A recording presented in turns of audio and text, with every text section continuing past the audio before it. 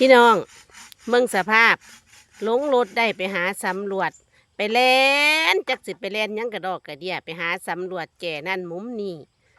สำรวจเมื่อยแล้วก็เต้นย่อยขึ้นมานอนสันตัวพุ่นนอนเศร้าหาบเพิ่นเมื่อยเพิ่นเสร็จแล้วเพิ่นเล่นหลาย ใช่ไหมใช่ไหมพี่ม่อนฮะเล่นไหลเมื่อยมันบ่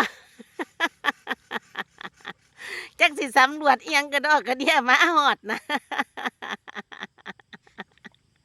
เอ้ยสุดยอดนะคะมาถึงก็สำรวจพื้นที่นะคะ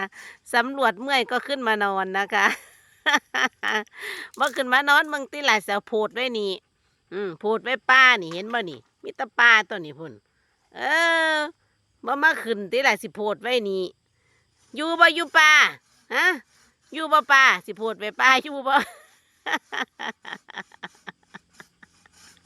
เอ้ยถิ่มบ่ลงดอกลูกไส้เดียวถิ่มบ่ลงดอก